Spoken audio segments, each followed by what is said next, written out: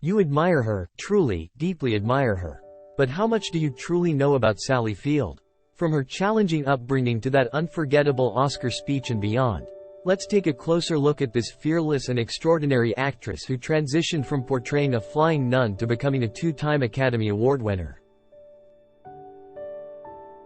Sally Field was born on November 6, 1946, in Pasadena, California. Her parents divorced when she was only 4 years old. Following the divorce, Field's mother, who was an actress herself, remarried a stuntman named Jock Mahoney. Field revealed in a 2007 interview with Oprah Winfrey that she spent much of her adolescence fearing her stepfather. "He was really big and handsome. I was both terrified of him and madly in love with him," Field recounted. "Unfortunately, that stayed with me as I grew up. I was attracted only to men I simultaneously feared and loved. My stepfather was both cruel and loving, and therefore our relationship was very confusing. I felt I was in danger all the time." Despite enduring emotional and occasional physical abuse, Field credits her stepfather with saving her life. "Even though my mother is a loving person, she and my real father were extremely passive and repressed," Field explained. "My stepfather, on the other hand, created a situation in which my survival was dependent on getting angry. So when I was 14 or 15, I would literally stand on the coffee table to look this 65 man in the face and scream at him. During my adolescence, that was the only communication that could go on between us. I couldn't swallow my feelings, or something in me would have died. I fought for everybody else in the family, too, including my older brother." Field also revealed that her tumultuous upbringing drove her to pursue acting in high school. "In high school, acting is what I did to stay sane. It wasn't about showing off. It was about revealing parts of myself that I couldn't reveal anyplace else," she expressed. Field quickly found success in Hollywood, landing the lead role on the television series Gidget, 1965-66, at a young age. Following this, she starred in 3 seasons of The Flying Nun, 1967-70, an experience she has described as deeply humiliating. After Gidget was cancelled, the producers pitched this Flying Nun show to keep me on the air, Field recounted to Oprah Winfrey. "I didn't want to do it. I was trying to figure out who I was, but I knew who I wasn't. A flying nun. I was almost 19, and I needed to explore my sexuality. My real father was Catholic, and I had issues with all religions. So I declined, which I thought was incredibly brave. But my stepfather warned me, don't be too proud. If you turn this down, you may never work again. The implication was that I wasn't good enough. At that time, I wasn't mature or confident enough to stand up to him." She continued, "I listened to him. I was naive. It was one of those moments when fear dictated my decision, and when fear calls the shots, it's usually a mistake. Those 3 years on The Flying Nun were tough. It became a laughingstock. Bob Hope and other comedians mocked it. I couldn't distinguish between jokes about Sister Bertrill, my character, and jokes about me. It was a deeply humiliating experience. I felt diminished as a person." Despite the setback of The Flying Nun, Field gradually established herself as a respected film and television actress in the 1970s. This included her Emmy-winning portrayal in the made-for-television movie Sybil, 1976, where she depicted a young woman with multiple personality disorder. However, even acclaimed roles like Sybil posed challenges. "The difficulty for me was that people watched Sybil and said, 'Wow, she can act, but she's not attractive,'" Field shared with Oprah Winfrey.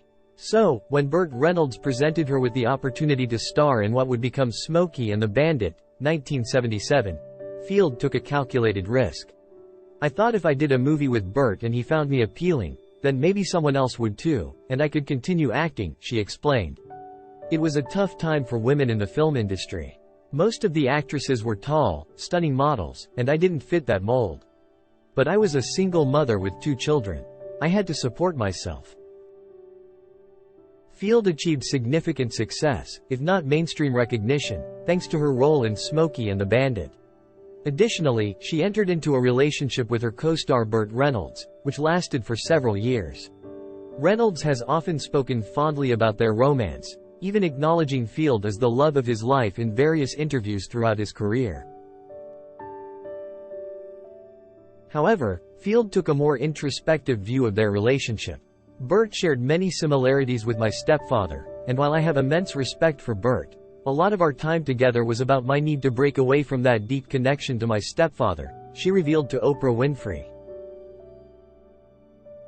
Field's career soared to new heights in 1979 when she secured the lead role in Martin Ritt's labor union drama Norma Ray, earning her first of 2 Academy Awards for Best Actress.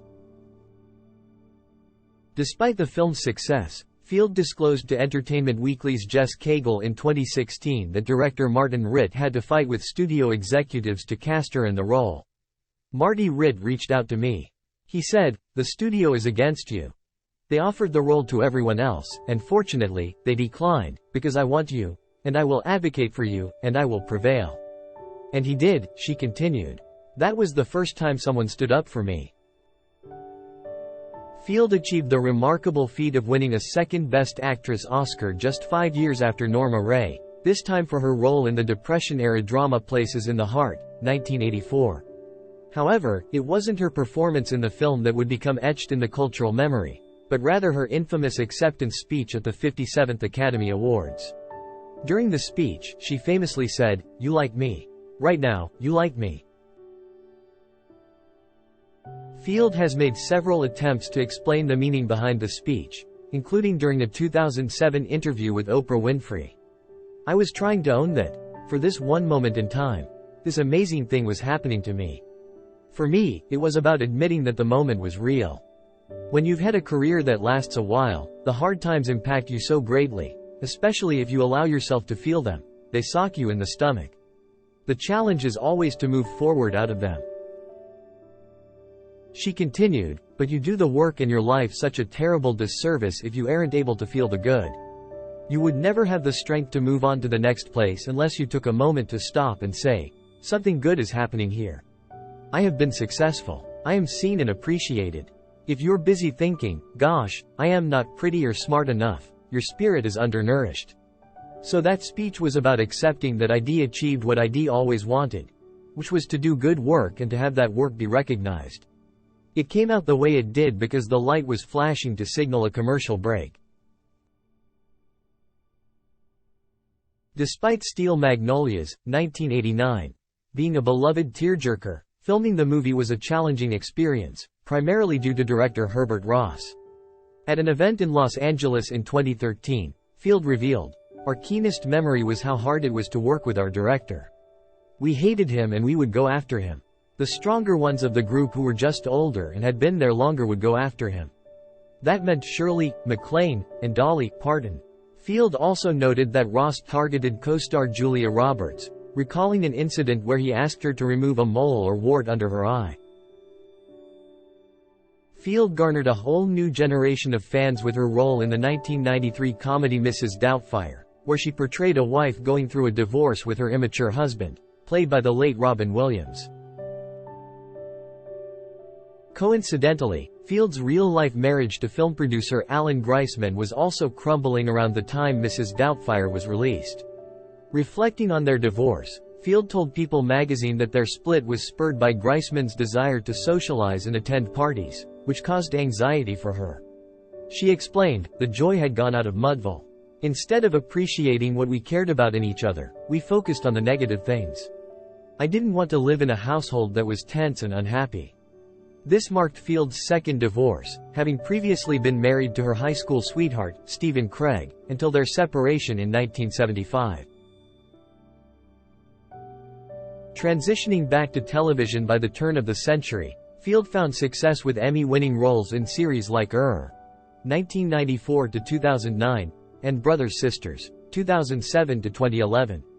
However, she embarked on a significant big-screen comeback with her portrayal of Mary Todd Lincoln in Steven Spielberg's Lincoln, 2012.